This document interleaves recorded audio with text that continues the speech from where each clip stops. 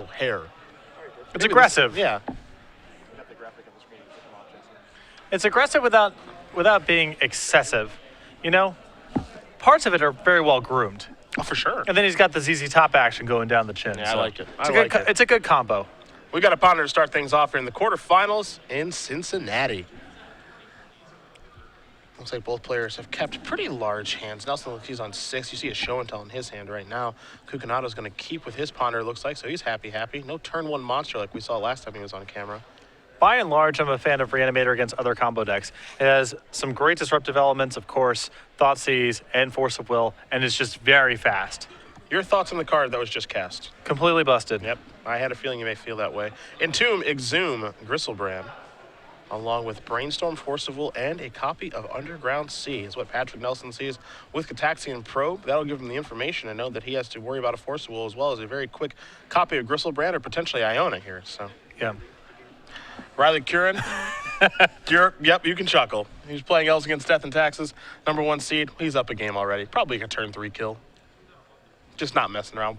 The thing about Death and Taxes is a lot of its matchups are one-sided in favor of the one person or the other. And this is definitely a matchup that is very, very bad for Death and Taxes and Nystrom.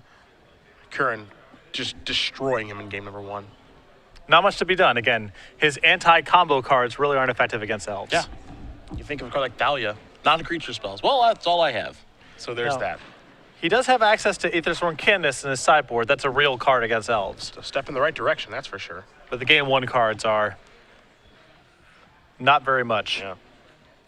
Few and far between us. Here's a City of Traders for Patrick Nelson. This is Lotus Petal. Are we? Oh my! Hey, oh boy! He knows there's a Gristlebrand over there, and he does not care. This is why we covered this match. And we know that Robert has Force of Will in his hand. Yeah. So your opponent sees that you have a Gristlebrand and a Force of Will. This is a very gutsy show and tell. Probe you, see Gristlebrand. Show and tell. That's fine. All right, Force of Will back. All right, show and tell's going to get countered. Yeah. That was kind of, I think, I dare you to counter this attempt. And with a hand as powerful as Robert's, it makes sense for him to take a conservative approach. Yes, he may win the game next turn with a Gristlebrand in play, but he's really under the gun to do so. Force of Will does take care of the show and tell, obviously. There's a ponder here from Cucunato. Fresh draw step here. See if he can cobble together the ability to put a big creature into play. Nelson's deck list a little bit different.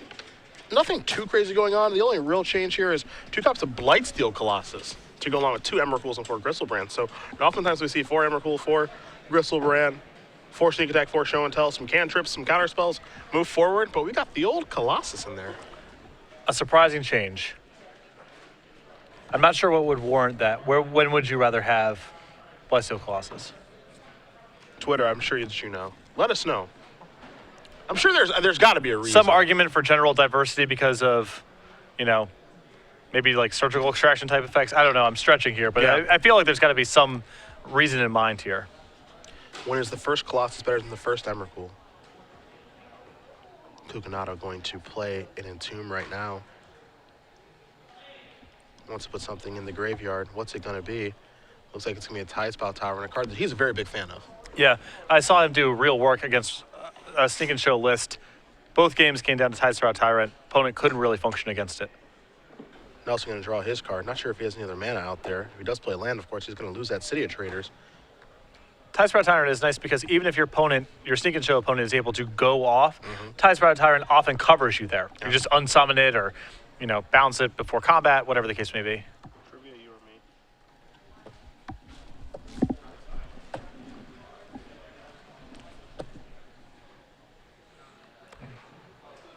Nelson.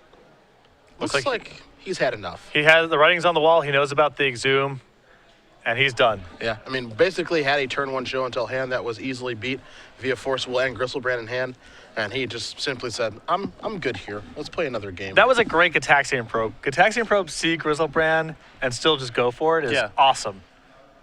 It's interesting because, I don't really think he had much else to do, and there's the off chance that Cucunato is just like, sure, that's fine if my Gristlebrand in play, and then Patrick puts his Emrakul or Blightsteel Colossus in play because he had each one in his hand, and then it ends up punishing him. Well, he has his hand has one path. I mean, it's possible for Robert to put Gristlebrand into play and then fail to do anything of note the following turn, and then Emrakul can win the game. So it looks like a weird play on paper, but what else is he going to do? You got to give the opponent the opportunity to make a mistake. Yeah. I think that's all that particularly was there. So we bring it back to the booth because it is trivia time. This guy's got the rules. I've got the first question for 3 months. Cedric's going to ask you a question. You're going to tweet your answer at SCG Live, hashtag SCG Premium. Of the correct responses, one will be selected at random for 3 free months of Star City Games premium content. It is about accuracy and not speed, so do not worry about being the first one to submit an answer. Just submit an answer correctly. And please be aware that this contest is run at the sole discretion of StarCityGames.com. Twitch TV is in no way responsible for unaffiliated giveaways on its streams. We'll take a look at actually the top 8 here. It's a little bit different this go around. Kind of like what I see. You don't see Reanimator that much. Sneak and Show kind of making an appearance here. For the first time, it seems like a little bit of a long time. Sneak and Show was dominating a lot last year, not so much now. However, Riley Curran, he won a game very, very quickly with Combo Elves. The question is, what did he defeat very fast in game number 1? He's playing against Paranystrom, if you guys want to look up the brackets. What is Riley Curran against in the quarterfinals? If you can name that archetype, hashtag the answer with the hashtag SCG Premium. Again, make sure you're following at SCG Live so we can get the prize over to you guys. And again, we'll announce the winner at the conclusion of our quarterfinal round as we'll head back to the match. Take a look at sideboards. Mr. Nelson has himself 2 copies of Grafdigger's Cage, 2 Ashen Riders, 2 Blood Moons, a Flusterstorm, a Red Elemental Blast, 2 Swan Song, 2 Through the Breach, and 3 copies of Pyroclasm. What do you like? Well, you definitely have to like the 2 copies of Grafdigger's Cage. Robert's list really struggles to do anything of note in the face of this. The 2 copies of Through the Breach as a way to de-emphasize the show and tell plan, which of course is very challenging to execute against Robert. The additional counter spells as well. I think that's where he's going to go. Other side, you've got 3 Pithy Needle, an Ashen Rider, 1 Spell Pierce, 2 Jace the Mind Sculptor, 2 Duress, 2 Massacre, 2 copies of Show and Tell to go along with the 2 already in the main deck, and then 2 City of Traders to help facilitate that. So I like the 2 copies of Duress naturally. The Ashen Rider may come in, although not necessarily. I don't know if that's among his better reanimation targets. I think he wants the copies, some number of Pithy Needles, as that's a good way to beat Sneak Attack. And again, Patrick has to get away from Show and Tell a little bit because Robert has so many large creatures of its own. And I think Jace the Mind Sculptor is also in play here as he's aware that Patrick has additional counterspells, ways to attack the graveyard, and he may want a more normalizing presence in his deck. As far as Blightsteel Colossus is concerned, some people have chimed in on Twitter saying it is a one-shot kill through Sneak Attack.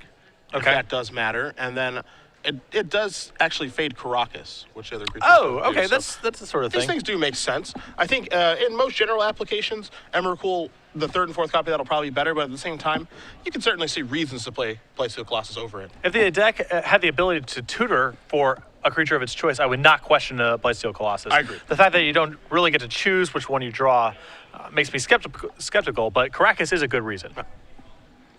Patrick Nelson actually a judge. A lot of people chiming in hoping we would actually have him on camera. And this is actually kind of an accident. Didn't know that he was a judge, but hopefully that we were able to make some people happy at home, get to watch him play. Might not be for long on either side, honestly, because it doesn't take long for Nelson to be able to win, and it doesn't take long for Cucunato either. So Yeah. I don't think these games are going to take too long here, but I am kind of with you. I think that Reanimator is actually favored in this matchup. Just seems like a full turn faster. Well, again, the match that I covered of Roberts in Detroit, game 2 went on for a very long time because he has a lot of discard spells that he gets to bring in against Sneak and Show, and if Sneak and Show has Grafdigger's Cage, which it did in the match that I covered, the game can go on for a very long time. And in fact, Robert won game 2 by hard casting a Tidesprout Tyrant. So game 1 is going to be the fastest of the games. The post-board games can still be fast, but both decks are slowing themselves down a little bit to provide a little more interaction. Yeah. It's never, Reanimator's is an interesting deck because sometimes when we're covering tournaments, it's like a deck makes top 8 and we're like, wow, that's kind of surprising to see this deck.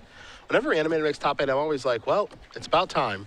Like, this deck is so good and so powerful that anytime it makes top 8, I'm not actually surprised or anything. No, it's really good. It's just such a good and powerful deck.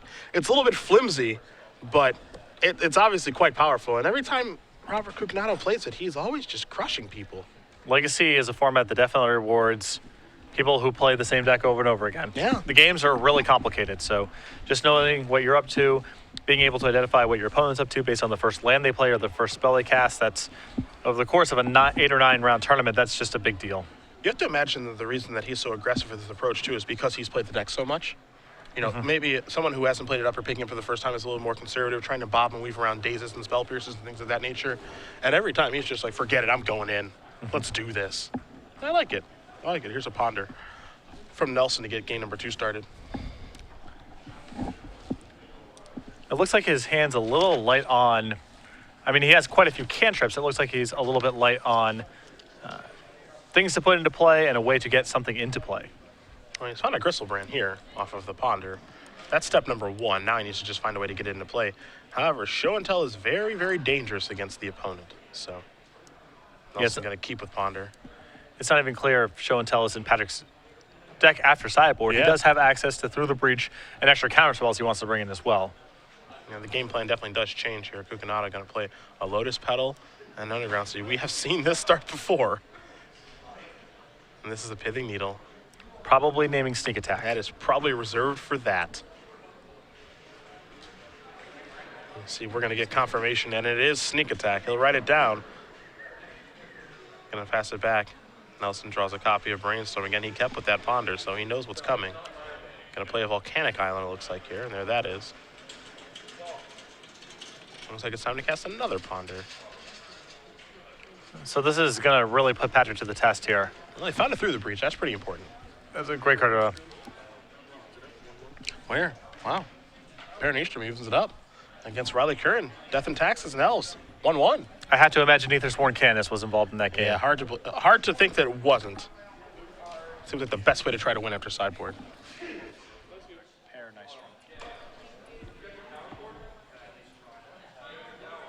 See, Ponder's going to stay again. No shuffles necessary. As you mentioned, a lot of cantrips. 3 copies of Brainstorm, I think? Yeah. Yeah. Wow. He's already cast multiple ponders.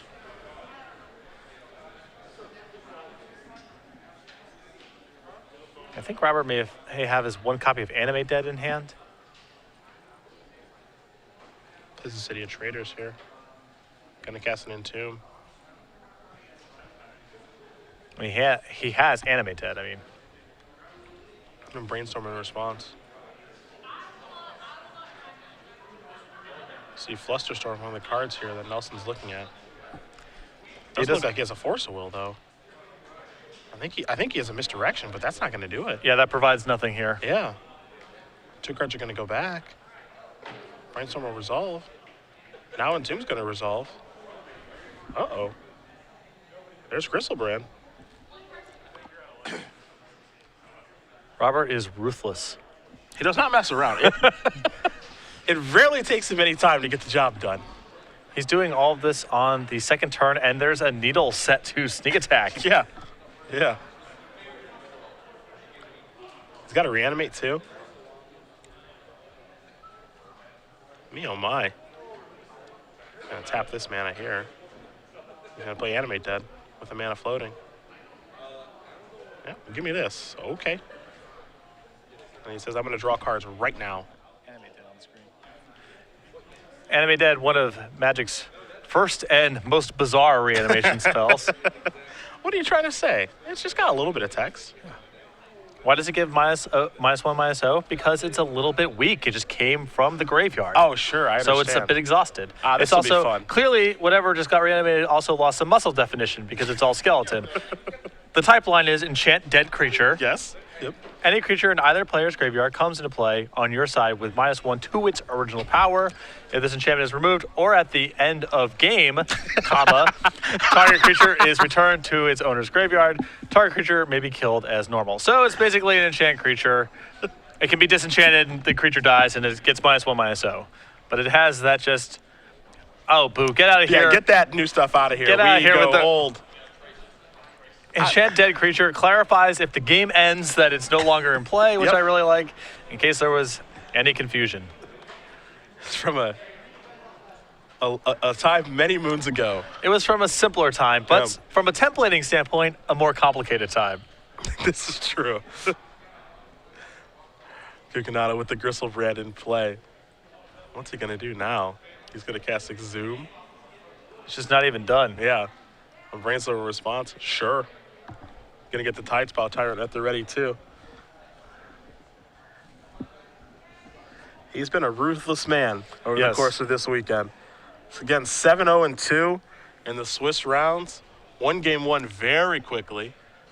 Has already got a Griselbrand in play this game via Animate Dead. Just hammering on dudes this weekend. Animator doesn't mess around, man. No. When it's good, it's really good.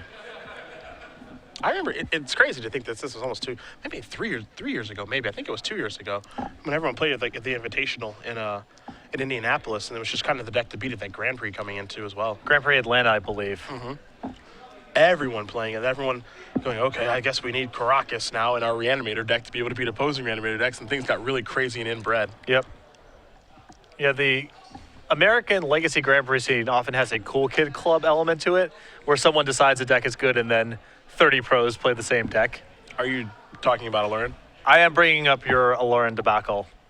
Debacle's a bit strong. I think one person may have cashed with that. Scalding Tarn here with the needle. Ruthless. Yeah.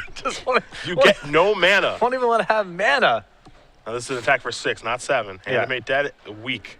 Yeah. Weaker Griselbrand. It is a little bit sick. This actually makes your mana a little bit worse because you gain 6 and have to pay 7. Right, the ratio is not as good.